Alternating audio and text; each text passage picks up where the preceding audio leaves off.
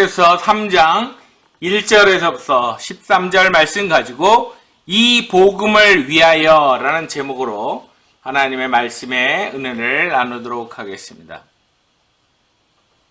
하나님께서 우리에게 복음을 주신 것은 하나님의 전적인 은혜요, 또한 하나님의 선물입니다. 복음이라고 하는 것은 구약시대의 사람들은 들을래야 들을 수 없었던 바로 그러한 내용이었기 때문에 그러합니다. 복음은 하나님께서 우리를 향하신 놀라운 선물이라는 사실, 어떻게 보면 아주 간단한 내용이지만 사람들이 잘 이해하지 못하고 있는 내용이기도 합니다. 복음이 우리에게 주어졌다라고 하는 것은 전적인 하나님의 은혜, 6절 말씀에 보는 것처럼 사도들을 통해서 또한 선지자들을 통해서 성령을 통해서 우리에게 전해주신 바 그 은혜는 예수 그리스도로 말미암아 우리가 구원함을 얻게 되었다라고 하는 사실이 분명하게 지금 우리 현 시대를 사는 우리에게 뿐만 아니라 또한 사도 바울이 에베소 교회를 향해서 옥중에서 서신을 쓰는 가운데 분명하게 밝히고 있는 내용입니다. 오늘 본문 3장 1절에서부터 13절 말씀은 에베소서의 가장 핵심적인 중심적인 말씀을 하고 있는 내용입니다. 사도 바울이 자신이 하나님 앞에서 부름을 받아서 복음 전도자가 된 것은, 사도가 된 것은, 또한 이처럼 감옥에 갇히게 된 것은 바로 이 복음을 위해서 하나님이 세우신 바다라고 하는 것을 분명하게 밝히는 가운데 오늘 앞부분에서는 무엇을 밝히고 있냐면 바로 이방인들을 향해서 1장에서부터 누누이 얘기했던 것처럼 너희들은 그리스도 바깥에 있던 사람들이고 언약의 백성도 아니고 약속의 백성도 아니었고 그리스도와 상관없는 하나님과의 관계가 단절됐던 그런 이방인들이었지만, 그러나 너희들에게 하나님의 놀라운 그 은혜의 복음이 증거되게 되었는데 바로 이방의 사도로 부르심을 받은 나 바울을 통해서 하나님이 그렇게 하신다라고 하는 것을 분명하게 말하고 있습니다. 이 복음에 대한 내용은 앞에서도 말씀드린 것처럼 구약에 살던 성도들에게는 알 수가 없는 하나의 형상적인 성막을 통해서도 그렇고 제사를 통해서도 그렇고 또한 절기를 통해서도 하나의 그림자 형태로 하나님이 우리에게 이렇게 은혜를 베푸시는구나 라고 하는 것을 현상적으로만 알 수 있었을 뿐이지 중요하게 복음이 무엇인지를 알 수 없었습니다. 왜냐하면 예수님께서 사람으로 이 땅에 오시고 난 다음에 십자가를 지시고 구속의 역사를 이루심으로 말미암아 하나님께서 우리들을 위해서 우리의 죄 때문에 속죄하시기 위해서 죽으셨구나 하는 것, 그것을 믿기만 하면 구원함을 받게 된다는 그 사실은 우리의 어떤 인간적인 노력이나 인간적인 수고함으로 복음을 알 수 있는 것이 아니라 전적인 하나님의 은혜다라는 사실을 우리가 고백하는 이 아침이 되었으면 합니다. 복음이 우리에게 주어졌습니다. 복음은 우리로 하여금 하나님을 아버지라고 부를 수 있게 할 뿐만 아니라 우리에게 허락하신 하나님의 사명을 확인하게 하시는 놀라운 은혜가 있습니다. 오늘 본문 말씀을 가만 살펴보게 되면 교회가 무엇인지, 교회가 해야 되는 일이 무엇인지, 교회가 맡은 사명이 무엇인지에 대해서 우리에게 분명하게 말씀하고 있는데 그것을 한 단어로 요약을 한다면 하나님의 구원의 경륜, 섭리는 바로 교회를 통해서 이루어졌기 때문에 교회는 영적 재생산을 이루는 복음 증거의 사명을 잘 감당해야 된다라고 하는 것을 강조하고 있는 것입니다. 지난주에 우리가 교회로서 하나님 앞에서 세워져 나가게 될 때 우리가 해야 하는 일이 무엇이냐면 그것은 우리로 하여금 아직까지 하나님을 믿지 않는 자들에게, 알지 못하는 자들에게 복음을 증거하는 것이다 라고 하는 것입니다. 그런데 우리가 여기서 생각할 때 믿기만 하면 된다라고 하는데 그 믿음조차도 그래 내가 믿어야지 어떤 쇠뇌를 한다고 해서 믿을 수 있는 것이 아니라 믿음 자체도 하나님께서 은혜를 주셔야만 된다 하는 것입니다. 하나님의 말씀을 듣고 그 말씀이 내 마음 가운데서 열매를 맺으려면 거기엔 전적인 하나님의 은혜가 있어야 된다는 사실을 우린 예수님께서 씨 뿌리는 비유를 통해 말씀하셨던 4가지 밭의 경우를 통해서 분명하게 그것을 알 수 있습니다. 한 농부가 씨앗을 뿌렸습니다. 하나는 길가에 떨어졌습니다.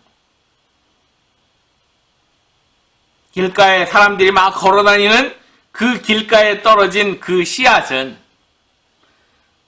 새가 날라와서 날름 집어먹어 버립니다. 왜냐하면 뿌리를 내리지 못했기 때문에 그러합니다. 또한 돌짝밭에 떨어지게 됩니다. 그러나 그 역시 말라 죽는 가운데 있습니다. 가시덤불 밭에 떨어집니다. 뿌리를 내리려고 하지만 이미 심겨져 있는 가시덤불에 의해서 그 환난을 이겨내지 못함으로 말미암아 죽게 되는 그 씨앗에 대한 것을 말하고 있습니다. 그러나 마지막 옥토에 떨어진 씨앗은 30배, 60배, 100배의 결실을 맺는다라고 했습니다. 우리는 거기서 기억해야 되는 것이 우리의 마음밭이 어떠해야 된다라고 하는 사실을 말씀하고 있는데 그것은 전적으로 성령님의 내주하심 속에 성령님의 주장하심 속에서 우리가 복음을 받아들이고 복음을 씨앗을 뿌리 맺고 줄기가 자라고 열매 맺는 그와 같은 역사는 전적인 하나님의 은혜 가운데서만 이루어진다라고 하는 것입니다. 목회를 하다 보면 많은 사람들이 이야기합니다. 목사님 나도 믿어보고 싶어요. 근데 믿어지지가 않습니다 하는 사람들을 종종 만나보게 됩니다. 그냥 세뇌 교육하듯이 이렇고 저렇고 막 이게 학습한다고 해서 믿음은 가질 수 있는 것이 아닙니다. 믿음은 들음에서 난다고 했지만 무조건 성경을 많이 듣는다고 해서 믿음이 자라는 것이 아니라 바로 성령님께서 그의 삶을 주장하실 때 그의 가치관이 변화되고 그의 세계관이 변화되고 그의 인생관이 변화되는 놀라운 역사가 일어나게 될 때 여태까지 내 삶의 주인이 나였던 역사의 모든 돌아가는 흐름이 나 중심으로 이루어졌던 것처럼 생각했던 사람의 삶이 아니구나. 하나님의 전적인 은혜 속에 내가 살고 있구나. 내가 사느냐 죽느냐의 문제, 내가 성숙하며 성숙되는 그 모든 문제들 가운데 에베네셀의 하나님, 여호와 이레의 하나님, 그 놀라운 역사가 있어서 그렇게 되었구나 라고 하는 고백이 나오게 된다 하는 것입니다.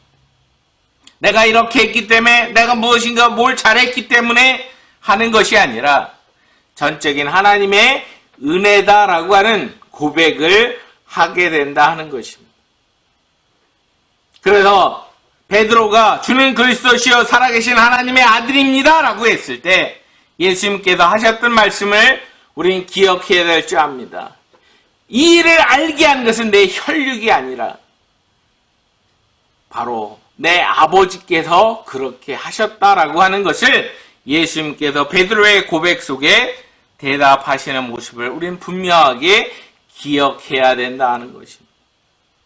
그렇기 때문에 내가 복음을 받아들이고 내가 믿음을 갖게 되었다는 것은 전적인 하나님의 선물이요 하나님의 은혜를 받은 자가 되었다는 것입니다. 과거에 내가 어떤 존재였습니까? 사도 바울은 그리스도 바깥에 있던 자라고 했습니다. 언약 바깥에 있던 약속과는 상관없는 이방인이었다라고 말씀하고 있습니다. 유대인들을 향한 하나님의 놀라운 구원의 역사가 있었지만, 그러나 오늘 3장에서는 사도 바울을 선택하여 사도로 삼은 것은 바로 이방인들을 향하여 구원의 복음이 증거되기 위한 하나님의 은혜의 경륜이 나타나기 위함이다라고 하는 사실을 분명하게 말씀하고 있습니다. 이와 같은 은혜를 입은 자로서, 이와 같은 복음을 받은 자로서 우리가 이 복음을 위하여 어떻게 살아나가는 것이 하나님을 기쁘시게 하는가를 우리 말씀을 통해서 같이 나누길 원합니다. 사도 바울은 오늘 본문을 통해서 세 하나님의 놀라운 역사를, 그 경륜을 이루어가는 자들에 대해서 언급하고 있습니다. 하나는 사도입니다. 사도들은 어떤 사람을 사도라고 합니까?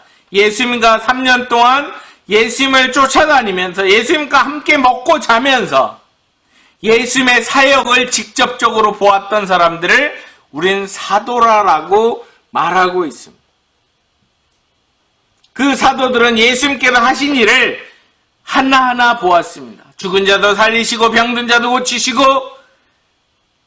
자연의 모든 풍랑이나 이 모든 것도 잠잠케 하실 뿐만 아니라 하나님의 놀라운 하나님 나라의 복음을 전하시는 그 말씀을 들었고 예수님의 삶이 어떠한지도 직접 눈으로 본 사람들이었습니다. 그럼에도 불구하고 예수님께서 막상 십자가에 못 박혀 돌아가시려고 했을 때 예수님과 함께 있었던 그 제자들은 다 뿔뿔이 도망갔습니다. 심지어 예수님의 가장 가까운 제자라고 하는 베드로조차 예수님을 3번씩이나 저주하며 부인했습니다.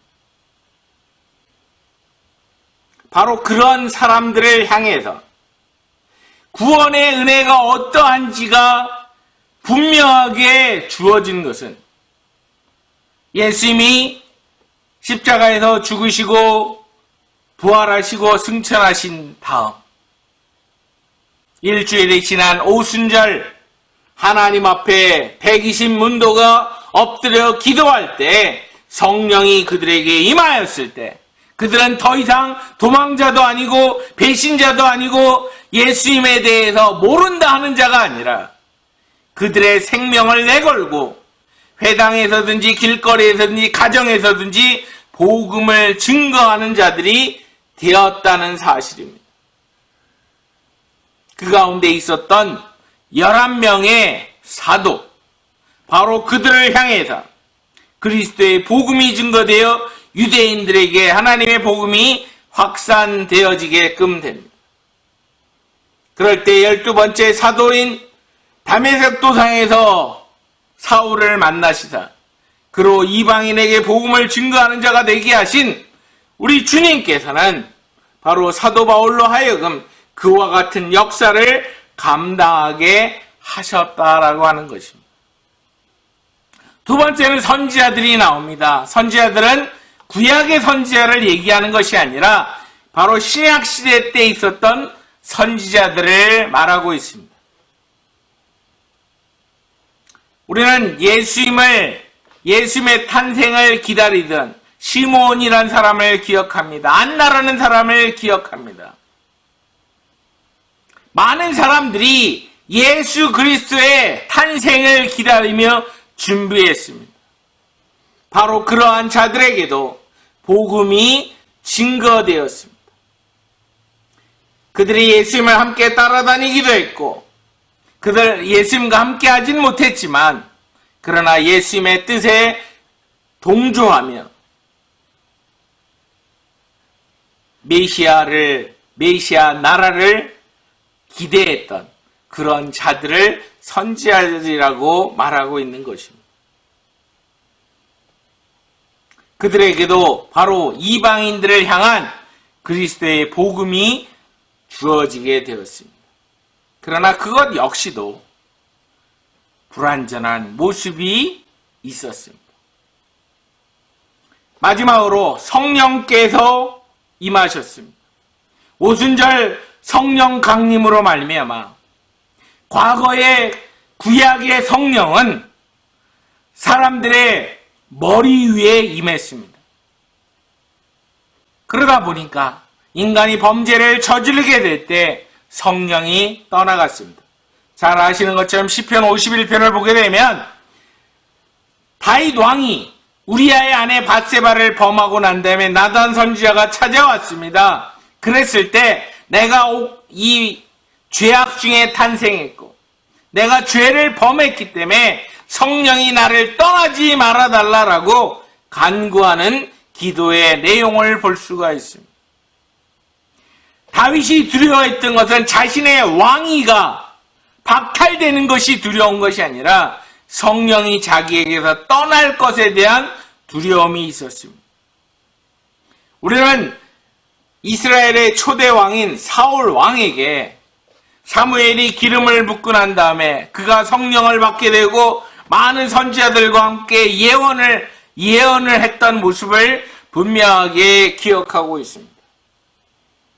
그러나 그가 하나님의 뜻에 순종하지 아니하고 자신의 주장대로 하나님께서 멸하라고 한 아말렉의 왕을 자신의 전리품과 함께 끌고 오게 될 때 또한 하나님 앞에 선지자 제사장 사무엘이 드려야 되는 그 제사에 대해서 자신이 조급함으로 드림으로 말미암아 그가 왕위에서 내쫓기게 되는 그런 상황 속에 놓이게 될 때 그에게서 성령은 떠나가고 그에게 악신이 들어갔던 것을 기억합니다. 바로 구약에서 등장하고 있는 성령님께서 임하는 것은 사람들의 머리 위에 임했습니다. 그러나 신약 성경에서 성령이 임하심은 언제나 사람들의 마음 가운데 임했습니다. 그들이 죄악을 범하는 가운데서도 성령님께서는 떠나지 아니하시고 그들과 함께 계셨다는 사실을 성경은 분명하게 기록하고 있는 것입니다. 지금 우리에게도 마찬가지입니다. 한번 예수 그리스도로 말미암아 구원한 바다 성령의 사람이 되면 성령이 들어갔다 나갔다 하는 것이 아니라 성령이 말할 수 없는 탄식 가운데 우리를 위해서 기도하시는 그런 내용을 분명하게 알아야 된다라고 하는 것입니다. 바로 하나님께서 원하시는 하나님의 백성의 모습은 이방인인 나에게 주어진 그 복음에 대해서 감사하면서 아직까지도 복음을 알지 못하는 자들에게 그 복음을 증거하기 위하여 하나님 앞에서 겸손하게 그 일을 감당하는 자여야 된다는 것입니다. 왜냐하면 6절에 언급하고 있는 것처럼 하나님께서는 우리로 하여금 상속자가 되게 하셨습니다. 하나님의 놀라운 기업을 이은 자로서 그 뜻을 감당하게 하신 놀라운 은혜가 있다 하는 것입니다. 그게 무엇이냐면 우리로 하여금 그리스도의 지체가 되게 하셨다라고 하는 것입니다. 예수 그리스도와 나와의 관계가 분리되는 것이 아니라 하나의 그리스도의 머리 대신, 교회의 머리 대신 예수 그리스도 중심으로 각 지체로서의 사역을 감당할 수 있도록 하나님께서 하신 은혜가 있다라고 하는 것입니다. 그리고 하나님이 우리에게 주신 그 약속, 예수 그리스도를 믿기만 하면 구원함 받게 된다라고 하는 그 약속을 소유한 자가 되게 되었다라고 하는 것입니다. 상속자가 되었을 뿐만 아니라 지체가 되었고, 바로 그와 같은 약속을 소유한 자가 되었다는 사실 앞에서 우리는 전부 다 교회로서 복음을 위해서 섬기는 일꾼이 되었다라고 하는 것을 말씀은 우리에게 분명하게 말씀해 주고 계시는 것입니다. 우리가 이와 같은 것에서 알아야 되는 것은 무엇이냐면 8절에서 지극히 작은 자 중에 작은 자 된 나에게, 누구의 표현입니까? 사도 바울의 표현입니다. 바로 그러한 나에게 하나님께서 은혜를 주셨기 때문에 나로 하여금 그 부유함으로 이방인들에게 복음을 증거하게 되었다는 그 고백은 사도 바울의 고백으로만 끝나는 것이 아니라 우리들의 고백이 되어지기를 주님은 원하신다 하는 것입니다. 바로 우리로 하여금 이방인들을 향하여 그리스도의 복음을 증거하는 거룩한 자로서, 헌신된 자로서, 겸손한 자로서 살아나가기를 원하시는 주님의 마음을 알아야 하는 것입니다. 왜냐하면 우리를 향하신 하나님의 그 구원의 역사는 영원전부터 예정되어 있던 것이기 때문에 그러한 것입니다.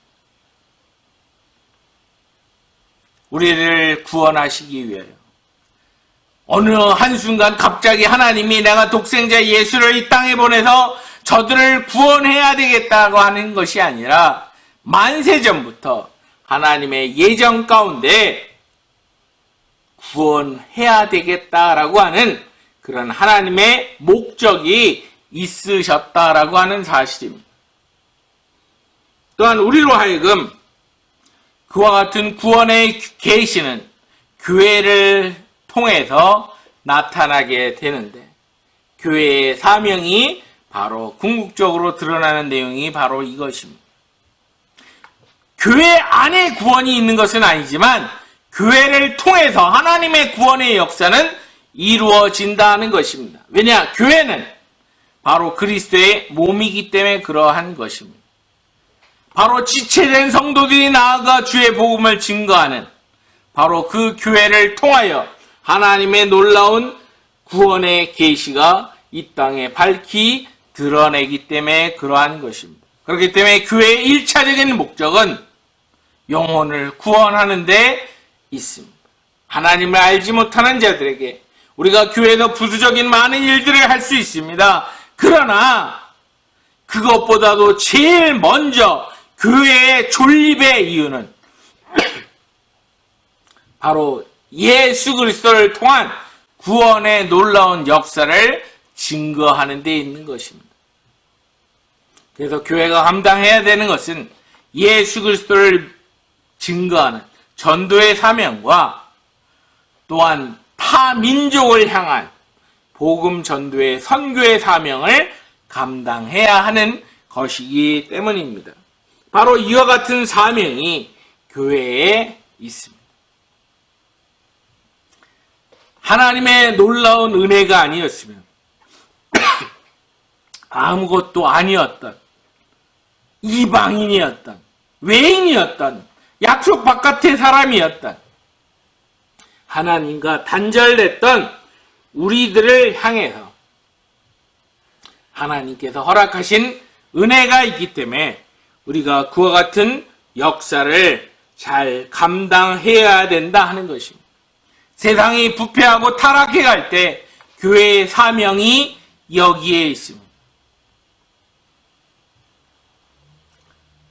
교회가 절대 부패하거나 타락되지 않도록 예수님께서는 소금이 만일 제 맛을 잃어버리면 바깥에 내어버려 밟힌 바 된다라고 말씀했습니다. 교회가 이와 같은 목적을 상실한다면 교회는 단지 하나의 소셜 클럽이나 하나의 친목 단체이거나 하나의 어떤 인간들의 냄새나는 그런 모임일 수밖에 없습니다. 그러나 교회의 사명은 바로 사도 바울이 강력하게 주장하는 내용처럼 영혼 구원을 위해서 그 일을 감당하는 것입니다. 단지 구호만 외쳐대는 교회가 아니라 실제적으로 그 일을 감당하는, 지역사회 복음화를 위해서, 세계 선교를 위해서 그 일을 감당하는 것입니다. 우리 교회의 숫자만을 채우기 위해서 하는 것이 전도가 아닙니다. 하나님을 알지 못하던 사람의 가치관이 변화되어 예수 그리스도의 사람 되게 하는 것, 그것이 바로 복음을 통한 올바른 전도입니다. 교인을 만들기 위해 집중할 것이 아니라 예수 그리스도의 사람 되게 하는 것. 나 중심으로 인생의 모든 초점이 맞춰 있던 사람을 하나님 전적 의존 신앙의 사람으로 바꾸는 것. 그것이 우리가 하나님 앞에 섰을 때 하나님 앞에 인정받는 교회의 사명임을 분명하게 기억해야 될 줄 압니다.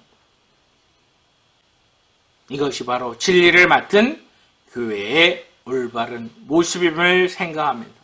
이 복음을 위하여 우리가 하나님의 놀라운 은혜와 선물을 받게 되었는데, 그와 같은 놀라운 사랑을 아직까지 하나님을 알지 못하는 자들에게, 세속적 가치관을 가지고 있는 자들에게 하나님 전적 의존 신앙의 사람으로 그 삶을 하나님 앞에 드릴 수 있도록 우리는 끊임없이 우리의 생명 다하는 날까지 복음을 증거하는데 최선을 다해 나가야 할 것입니다. 그것이 바로 하나님의 선물, 복음을 받은 자이고 하나님의 은혜를 받아서 믿음을 고백한 자가 된 교회의 올바른 사명이기 때문에 그러합니다.